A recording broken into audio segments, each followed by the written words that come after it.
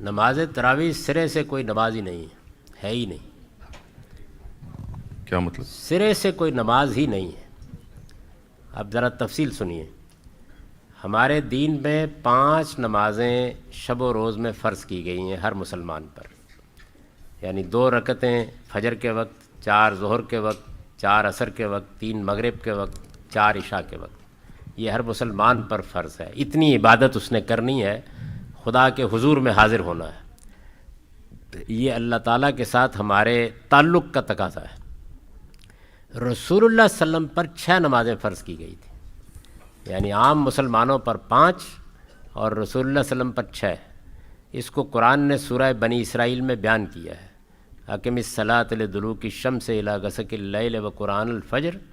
اس کے بعد کہا ہے ومن اللیل تہجد بہ نافلۃ لک، کہ اے پیغمبر آپ کو ایک چھٹی نماز تہجد کا اہتمام بھی کرنا ہے، اور یہ آپ کے لیے ایک زائد نماز ہے.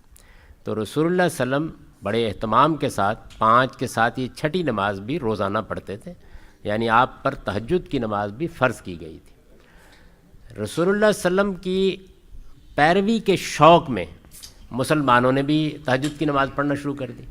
اس کا ذکر بھی قرآن مجید میں سورہ مزمل میں ہے. طائفۃ من الذین معک، یعنی صحابہ میں سے بھی کچھ لوگ اللہ تعالیٰ کہتے ہیں کہ آپ کے ساتھ پڑھنے لگ گئے ہیں تہجد کی نماز. تو تہجد کی نماز نفل نماز تھی عام مسلمانوں کے لیے. نفل نماز کوئی بھی پڑھ سکتا ہے. رسول اللہ پر فرض تھی صلی اللہ علیہ وسلم، تو صحابہ میں سے بھی کچھ لوگ پڑھنے لگ گئے. رمضان کے مہینے میں لوگوں کو زیادہ شوق ہوتا تھا کہ وہ اٹھ کے تہجد پڑھیں. تو بعض لوگوں نے جو مثلا مزدوری سارا دن کی ہے اور کوئی مصروفیات ہیں، تو انہوں نے حضور سے یہ عرض کی کہ کیا اللہ ہمیں اتنی رعایت دے سکتا ہے کہ ہم تہجد کی نماز پھر سن لیجئے، تہجد کی نماز عشاء کے ساتھ پڑھ لیا کریں. تو آپ نے فرمایا پڑھ سکتے ہو. تو یہ جو آپ روزانہ وتر پڑھتے ہیں یہ تہجد کی نماز ہے. رسول اللہ صلی اللہ علیہ وسلم نے اس کو عشاء کے بعد پڑھنے کی لوگوں کو اجازت دی جو صبح نہیں اٹھ سکتے تھے. یعنی تہجد کے وقت اٹھنا جن کے لیے مشکل تھا ان کو اس کی اجازت دی. یہ نماز رسول اللہ کی نماز ہے، اور رسول اللہ صلی اللہ علیہ وسلم یہ نماز 3، 5، 7، 9، 11 اس طرح پڑھتے تھے. یعنی کم سے کم 3 رکعتیں اور 11 تک پڑھتے تھے.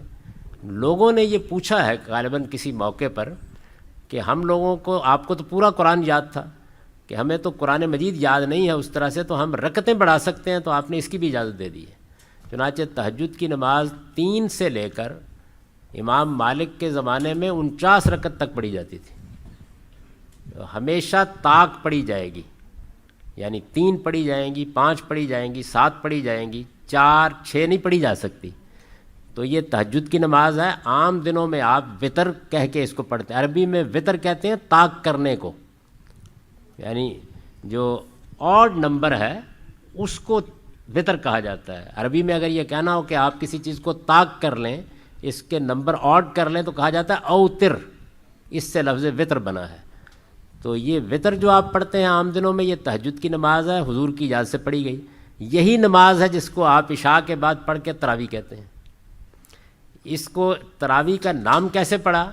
لوگوں نے جب زیادہ رکعتیں پڑھنی شروع کی شوق میں، تو وہ آرام کرنے کے لیے ہر 4 رکعت کے بعد بیٹھ جاتے تھے.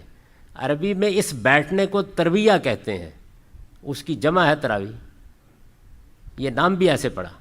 تو یہ اصل میں تہجد کی نماز ہے. یہ ایک نفل نماز ہے.